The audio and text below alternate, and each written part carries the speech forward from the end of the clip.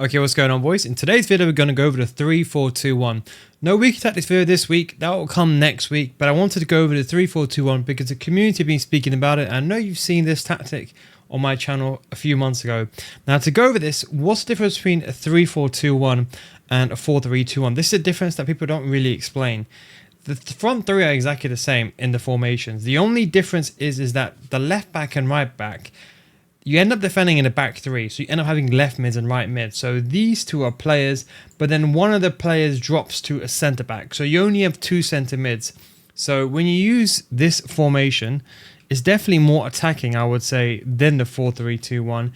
But the key thing is balance. Most people play a 4-3-2-1 on the left back and right back on joining the attack. So they at least play one of the right backs on joining the attack. Now, the problem with that is that I feel sometimes when the right back goes forward, you're forced to attack down that side. And I feel with this formation, you can attack on both sides. The only thing that you lose is that additional centre mid. So you're not going to have those centre mids running from deep anymore.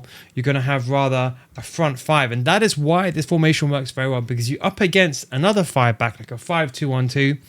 Then you can have the 5 versus 5, because you can have 5 of your opponents. And if your opponent's playing a 4-3-2-1, this can actually counter it, because you're going to have a 5 against 4, or if your opponent's left back and right back's gone forward, you can have a 5 against 3 and actually outnumber your opponent. Now, there's different ways to use this. You can defend this in a 4-4-2. We're not going to focus on that today. We're just going to keep it a bit more simple, where we defend in a 5-2-3 system, and then we attack in a 3-2-5 system. And as I said, the main thing I like about this formation is you have those three strikers that are together in the middle of the pitch, and then the left mid and right mid, they provide a width. Now, in contrast to the 4-3-2-1, these left mid and right mids are more involved. In the 4-3-2-1, when those left backs and right backs, when they go forward, they kind of just stay on the edge. If you know what I mean, like you get the ball with your right winger, they just kind of overlap. They don't really integrate into play too much. But with left mids and right mids, you can instruct them to come inside, get it behind. You can make them more involved in the attack. Think of this like a 3-5-2, but even more attacking, if not one of the most attacking formations inside the game. Now, we're going to go over the instructions first, then we'll come back to the tactics. So, for the striker, so let's go back here. For the striker here, make sure you choose the right one. We've got stay central and get it behind. You can, if anything, you can put balance for the attacking runs. I still put getting behind, because I want that player to be making those runs going forward, especially because we're not using long ball. And I'll explain to you how you can make this identical to your 4-3-2-1 in a second as well. So the tactics we'll get onto in a second. Now, for all the strikers, I'd actually recommend putting them all on stay forward. You can actually leave them all on balance, but I would like to put them all on stay central, stay forward, get it behind. The idea behind this is they're all going to stay in the middle, and on your left mid and right mid, they're the players that are going to be providing your width, but you've got the three strikers in against the middle. Most people are playing either with two CDMs or two centre backs, so effectively I want to make a 3 versus 2 in the middle of the pitch. For the corridors and the wider areas, I have my left mid and right mid to provide a width. That is the way that I'm using this formation. Okay, so you can put getting behind if you want to. I would strongly recommend it. You don't have to. If you are going to put one of these players on not getting behind, maybe not the striker, because sometimes you want to pass the ball to the striker's feet. You don't want them always running it behind. But I feel like when you bring the line further back, they're all running together. It adds confusion when you're playing against your opponent, and they're going to get confused when you have three players running and they can't defend, especially when it's a 5 versus 4. It's really difficult to defend against.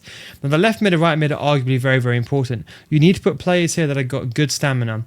Comeback and defense is more than good enough, but I'd always put get into the box for a cross for both of these players, and I would put them on getting behind.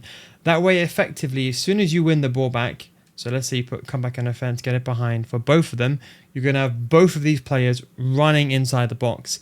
And you're going to have both of these players running forward, all the 5 attackers. There's not actually one other formation where you can have 5 players all running forward, because don't forget, in a 3-5-2, you've got that cam, you can't get it behind. That is why this formation doesn't need long ball, in contrast to other formations that you need it. Now, the thing is, with the chance creation now, you can put cut inside and it does work well, but I just think leave them unbalanced. I feel like, me personally, I would always love them to stay wide. The way I use this formation is, let's say you're playing against a traditional back 4. I effectively want my left mid and right mid to be up against my opponent's left back and right back to pin them, So it's 1v1. And then I have a 3 versus 2 in the midfield.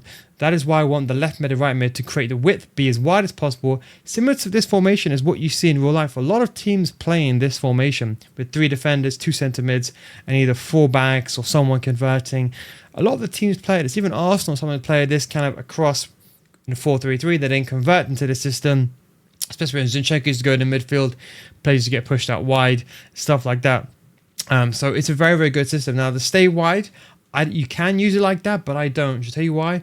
I just use hug the sidelines. That's the beautiful thing about hug the sidelines. You can make the team wider on the fly. More and more pro players are using hug the sidelines now. Remember, if you want inside the game, you find your team a bit too narrow, you can just make them wide on the fly. Now, in contrast to the 4-3-2-1, you have 3 centre mids. So you can have 1 player holding, maybe 1 player going forward and 1 player balanced. So, but this one, you only have 2 players. So ideally, you want to leave them both on stay back. You can, if you want to, put one of them on balance, but I personally think it's way too attacking. Even for my style, it's going to be too attacking. You're going to leave yourself quite exposed. What I would say, though, is let's say, for example, we're using this formation. So I've got Davies in my team. So this is probably the way that I would lay it out. Xavi would probably play in the middle, and I'll put Zambrotta like that. Something like that is the way that I'll play this system. Because Zambrotta and Davies, they're both very good players. Zambrotta probably sub off, but let's ignore him for now. But Zambrotta and Davies, they're very, very good, quick on the ball, and they can run back and forward. And Davies, if anything, can play even more of a striker role. And then maybe, in fact, I'll probably do something like this. Have Alvarez up front. And then with the back 3, you just want pace. I got Koundé, the old Koundé with Jockey Playstyle Plus. And I got Stanisic and Cole. All fantastic cards. Now, this is what I meant, that the 4-3-2-1 can easily play in this system. Use the exact same tactics as your 4-3-2-1. Because the formation is virtually the same. The only thing that you're actually changing is the left mid and right mid on comeback and offense, as opposed to left back and right backs. And one centre mid just moves to centre back. The rest of the way the shape is virtually the same. So what I'd recommend is your tactics. So in fact, I actually use my exact same 4-3-2-1 tactics in this system. The only thing I would say, this is like my regular 4-3-2-1. This is like a mix of like Texas tactics, like and there's all the pro players tactics and mine together. I kind of found the right balance. I would just say turn the depth down to about 50. Just because naturally speaking, this is quite a wide formation. It's quite an aggressive formation. The biggest weakness is when you get turned over. If you don't know how to defend, it doesn't matter what formation you use, you will struggle. But if you don't know how to defend in this formation, you're really going to struggle because you've got no CDMs and you've got 5 players up front. You'll have 2 players in the middle. If you don't run back, you're going to get probably caught in behind most of the time. And then that is pretty much it. The width is pretty much fine. As I said to you, you can use hug the sidelines to make the left mids and right mids wider. And I think the system works well. So what I would say is use the exact tactics that I gave you. But the tactics for this, use your 4-3-2-1 tactics. Just decrease the depth to about 50, something a bit more conservative, and build up play. You don't need long ball because these players have the instruction, get it behind. All long ball means is players, I want you to make runs going forward. Ignore what the description says, that's all it means. But you've already got players on get it behind and your centre mids are on stay back. So you don't need the long ball instruction.